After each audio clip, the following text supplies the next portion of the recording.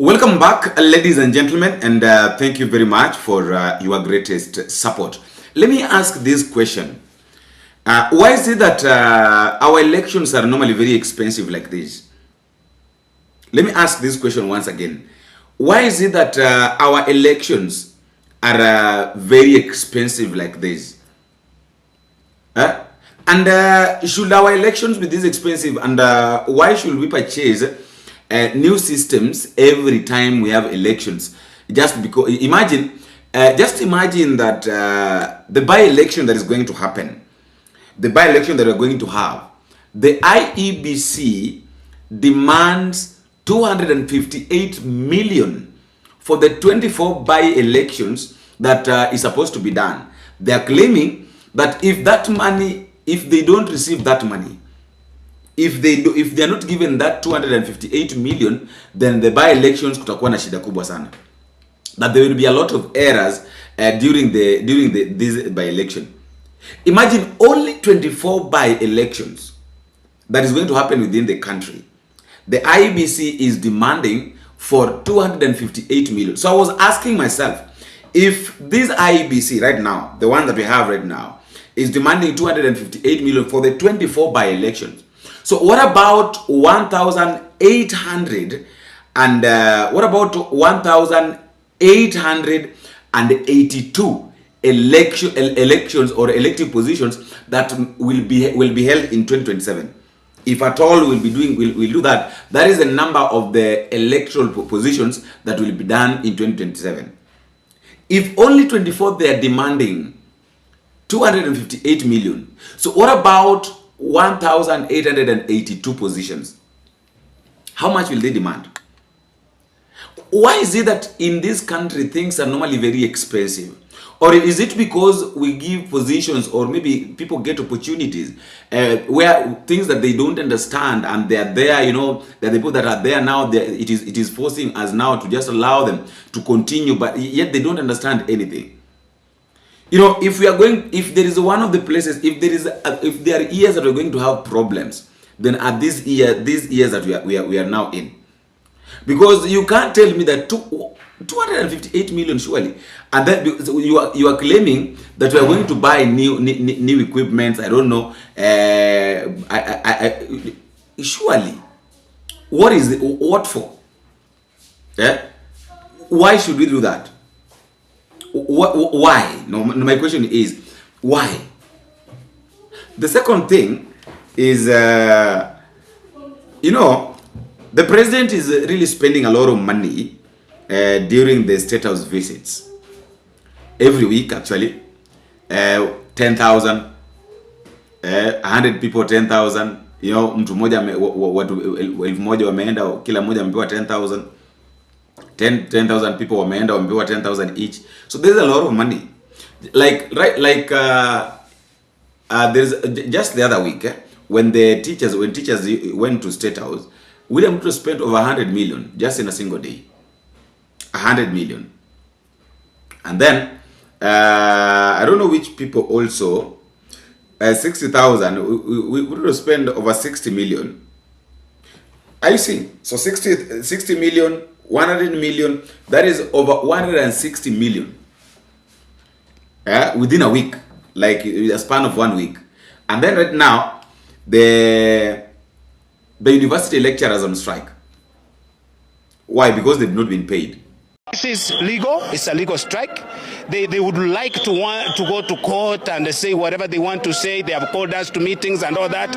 We're not interested in their meetings. What we're interested with is to pay so that we go back and teach our students.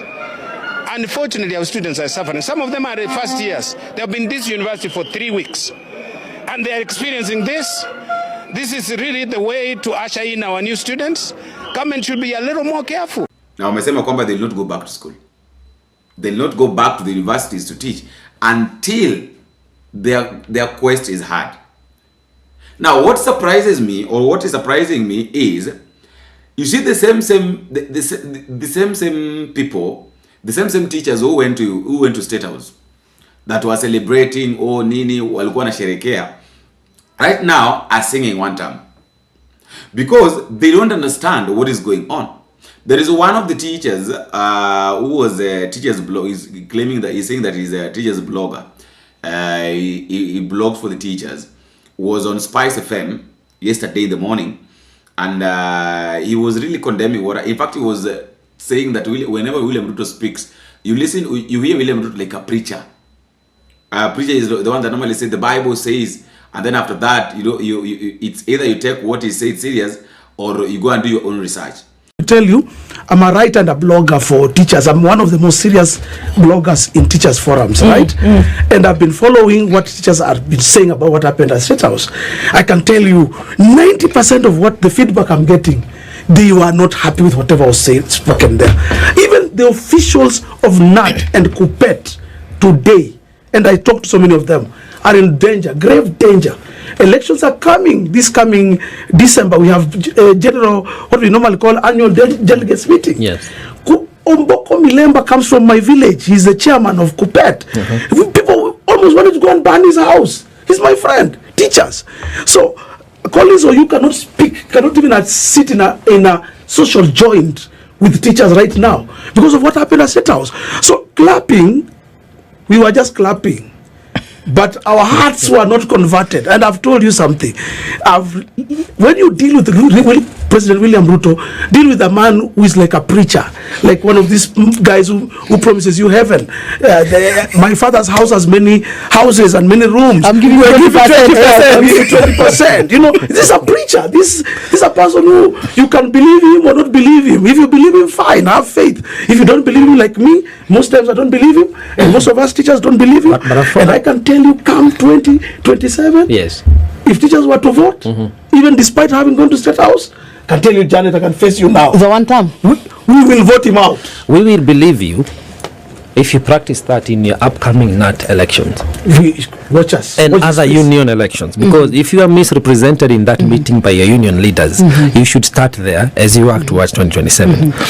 Now, Mwalimu, it is sad that we are talking about the president coming out as this messianic person who says, your faith has healed you. A presidential decree will change the education system, which we know is not true because we are guided and governed by a constitution. Sure. And we know our constitution has no issues. Your union regulations and bylaws are intact. Our problem is constitutionalism, whereby there is misuse and abuse of offices, both ends, the people who visit the office and people who work in the offices. Now, the third part is that the person we are talking about, whom we are saying lied, mispromised, overpromised, is a president and the head of state. When such a state as Kenya is being led by such a person, where are we heading as a country? When we know education is an equalizer, when we know we need to not just change our curriculum, but also capacity build the institutions and the personnel, and yet we make mockery of that industry, where are we heading as a country? We are heading in a very... Janet and I have had the opportunity to work at the Nairobi Education Department, and I was on the board of bursaries for quite some time. And that question you've asked me, I can answer it by using my stay at the board's education board, at the, what do they call it, bursary board. Right. This country's education sector has been politicized. It has been taken over by privateers and commercialists. The people you see talk so much and do so much, there's a lot of business going on in our education sector. The interest that you saw at play at the State House were not just, it was also about education, as Janet put it. And most of these things that are happening is about money. MPs are getting something called CDF kitty to do education. Governor Sakaja was telling us in a meeting that he is going to give us 2 billion to spend on bursaries. That's education. Women Rep Nairobi may be doing the same thing. The MCS in Nairobi wanted to overthrow Sakaja because they believe he has given them money that's supposed to go for bursaries for education. Now, what I'm trying to say is this. There are so many players in the education sector. Education sector has been taken over by cartels, by people who have nothing to do with education. Most of them, their children are not in anywhere near the Kenyan schools or Kenyan curriculum. They have taken their children in other places. So what we are seeing is a circus. is like a movie. It's like a drama. Education in this Kenya is like a drama, whereby people are actors. Like Shakespeare said, everyone is just doing they're acting their role. The teachers also, we are just kind of just going through our motions, go to school in the morning, and I know my teacher, go home quickly, back to your children and your wife, teach and go home. Don't bother about anything else. The teachers used to see those days, who will mentor you, will be a role model to you, who will make you want to be somebody in life. We are no longer there. The type of teachers we have today, I am one of them, I'm here. Ours is to earn and try to keep safe and go back to your house. What is it that has made those given up? We have given up. We have tried. There's somebody, when the students started burning schools, when students started invading, even when the Gen Z revolution started happening, these people you see in Gen Zs were my students in school. The education, when the people in parliament, the MPs, decided that there should be no corporal punishment, we teachers had almost no role with our children in school. So many things, we teachers have been left undressed. We are paid poorly. The children are better than us in terms of rights. They have better rights than we teachers. So all I can tell you for now is that the education sector is a theater of the absurd. Okay. It is a failure. Yeah. Now, Janet, I frown at and I want to pick from where Mwalimu has left it, that I frown at the thought that the Gen Z revolution is as a result of the indiscipline of the young kids or the Gen Zs, because in my opinion, I think it is a failed system that has frustrated them, socially, economically, and one of the aspects is the education system. They went through a free education, which, our late President Mwai Kibaki did very well to establish. But then, along the way, the focus changed, and the objectivity of that changed. And now we have people who are learned out in the streets. They cannot land a job. The creativity, you would say, is wanting because the capacitation was not very well done. So, from where you stand, Tunza Mtoto or rescuing any child in terms of education, what would be the way forward for us as a country? I'm feeling very hopeful, especially when I think about the majority of Kenyans who are youth and seeing the behavior of the youth. I want to contend here that the 10,000 teachers that were invited to State House, you could really find out, and I would really want to hear from him. Probably if we had any young person there, I don't even think they could form 10%. So there's a certain thinking that the older people are carrying. Calling these people children is misled. At the ballot, we are all age mates at the ballot. As long as when you attain the age of 18, all of us now become age mates in terms of our rights, in our electoral rights, which is something that the political class has really tried to shred. You've had them being called names. They've been called evil children, and the parents like us, we have been told that we have brought up our children badly. And I think there's something that is fading away. One of the things that is fading away is ability for them to buy into the lies that we have been buying.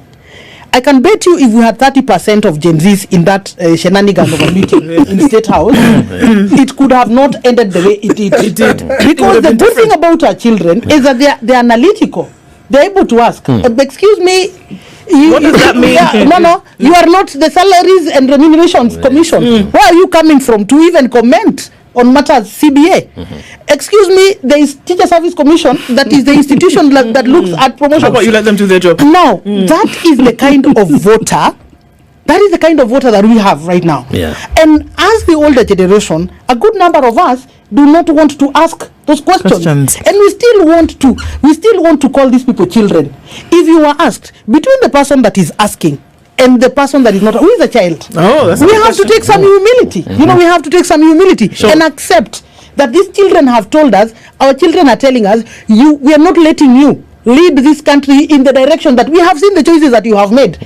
We have seen the choices that you have made, and we are telling you they are bad choices. And 2027, we are going to show you the way, because I am very sure there is somebody that does not have a chance in the house. You can compensate, and you see this unconstitutionalism that we are talking about has been manifest.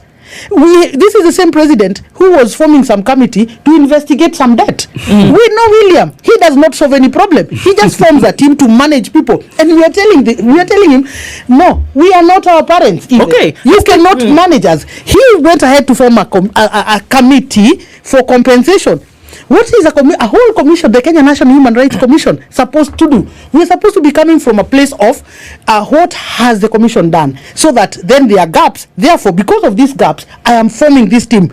But I believe in unconstitutionalism. The Gen Zs are saying we are not proceeding like this, and I'm happy because they are backed by the millennials.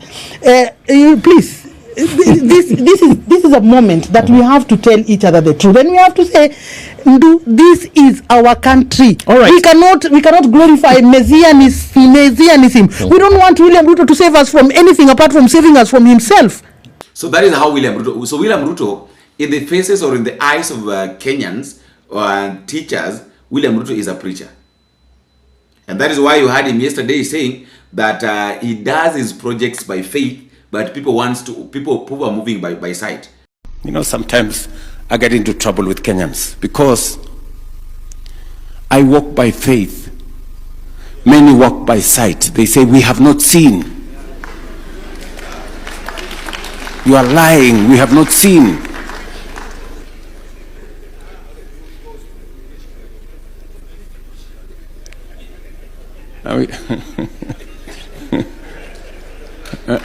All right?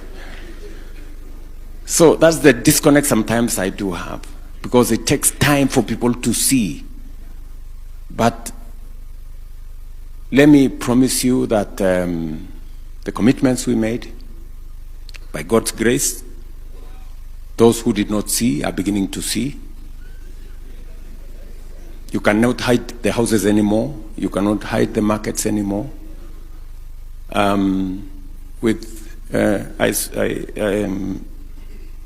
Bishop Kitoto, I don't know why he didn't read, but he mentioned Matthew 25, 35, and 36. Did you? Yes. You did not. But you know what it says? It speaks to all of us. It speaks to me in my office. There are many Kenyans outside there who have no place to live. They live in slums. We need to take them in. Can somebody maybe screen that? I don't know whether. Yes. And 36 as well. Yes. I was sick. You know, it is the reason why universal health coverage is part of the assignment that God has given me. We have struggled with NHI for long. It was about a few people. It was about people who have means. It was about people who can pay. It was about people who have salaries. Now we have a universal health coverage. And I said it very well, that for us Kenyans, we want to see. We want to see what is happening. We don't want to move by faith. Because if it's moving by faith, then a lot of projects are not going to be done. So he's telling us that we should move by faith, by faith, not by sight. What is the purpose of having a sight? To see. So wherever we are trying to see, the project that he's doing is claiming or is saying that we are moving by sight. I think it's high time things change in this country. After all, guys, that's just my thought. Let me also know what you think at the comment section concerning, especially this issue of the IEBC. Why would the IEBC just demand 258 million for the project, or for the 24 by election? For the 24 by elections, whereby I think there is no constituency or there is no county that is going to have more than 4 elections. Hakuna.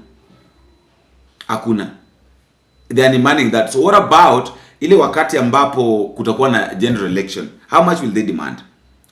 So is it that we have an incompetent IBC, an IBC that doesn't understand what is supposed to do, and they want to force themselves they want to force new ideas, or it's just because they're saying that, well, lazima buy new kits for new things for the elections or what? Let me know what you think at the comment section.